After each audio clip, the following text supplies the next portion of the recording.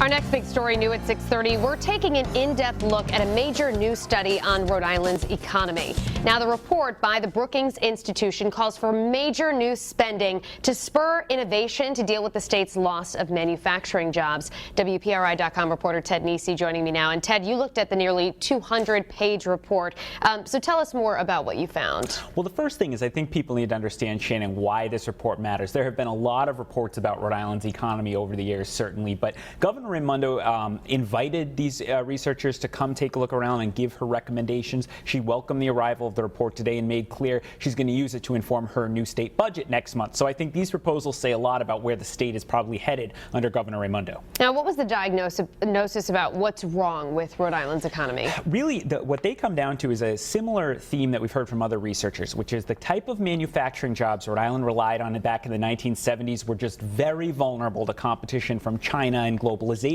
Rhode Island lost many of those jobs over the last few decades, and there's really been no new growth engine to replace it, and that's why the state's still struggling now. So what do Brookings researchers then say is the solution to this? They want the governor to invest, along with lawmakers, of course, in innovation. They say you can hire more research faculty who could have startups spin out of their research. They want them to speed up train service between Boston and Providence. They think that could lead to more growth. They have a number of different ideas that they think could spur Rhode Island's economy on, but critics are already saying that it's too much government involvement in the economy and that it should be more hands-off than this. Yeah, none of that sounds like anything we haven't heard before. So were there any surprises in the report? One interesting surprise the Brookings researchers told me was the strength of the Naval Undersea Warfare Center down at Newark. This is down at the naval base in Newport. They do all the research on everything underwater, and they said they are doing incredibly high-tech, innovative things down there, and most Rhode Islanders really don't know it. They also said they're going to be adding a lot of jobs at Newark in the coming years, so they think that's a real opportunity for Rhode Island to take advantage of. Kind of the star of our economy right now. Exactly, Right. and a little-known one. All right. Ted Nesi, thank you so much. And our coverage continues online.